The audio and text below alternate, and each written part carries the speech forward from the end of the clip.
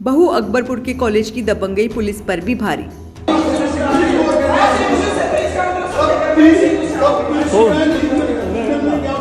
Police से उलझे deputy dean और चेयरमैन की वाइफ।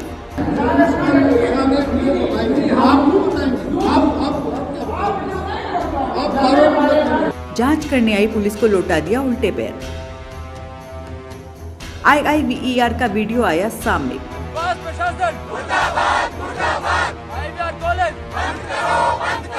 कॉलेज प्रशासन की दबंगई से छात्राएं भी परेशान।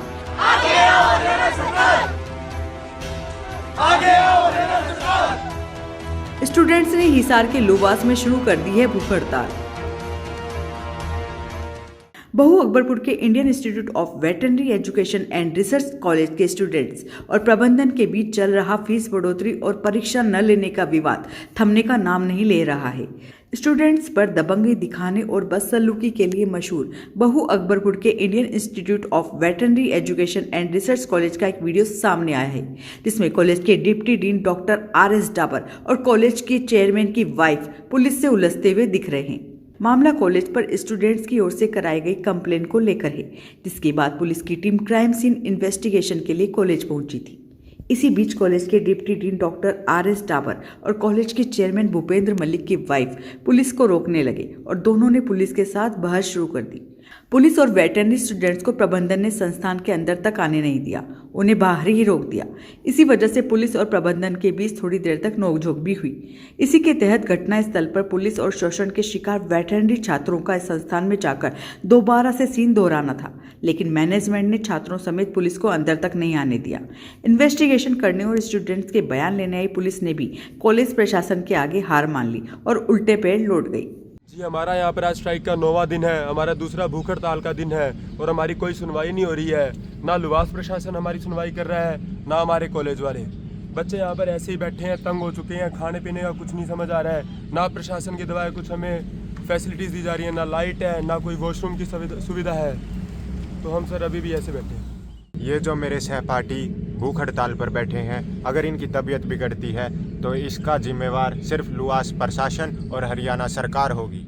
वहीं कॉलेज प्रशासन की दबंगई से परेशान IIVER बहू अकबरपुर के BVSC स्टूडेंट्स ने अपनी मांगों को लेकर भूख हड़ताल शुरू कर दी है। स्टूडेंट्स ने हिसार के लुवास में धरना 8वें दिन भी जारी रखा। वहीं शुक्रवार शाम से 6 विद्यार्थी भूख हड़ताल पर बैठ गए। मामले में समाधान न होने से नाराज होकर भूख हड़ताल पर बैठे स्टूडेंट सुमन, विक्रम, दीपक, कर्तव्य, राहुल और निमी का कहना है कि उनकी सुनवाई नहीं हो रही है। पिछले 7 दिन से लाला लाजपत राय पशु चिकित्सा विश्वविद्यालय हिसार के बाहर धरना दे रहे हैं, लेकिन वहां से भी कोई राहत नहीं मिली है।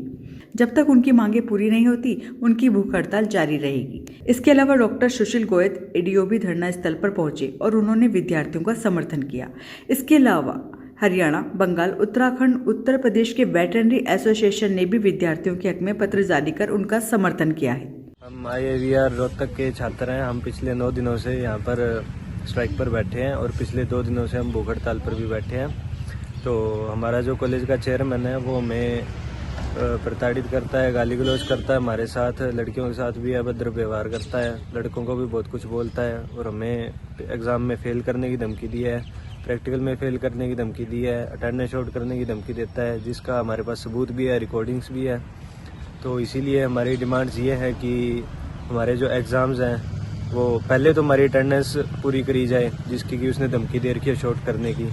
दूसरी बात है कि हमारे जो एग्ज़ाम्स हैं वो लुवास में कंडक्ट कराए जाएँ और तीसरी बात ये है कि हमारी जो इंटर्नशिप है वो भी लुवास के सुपरविज़न में हो।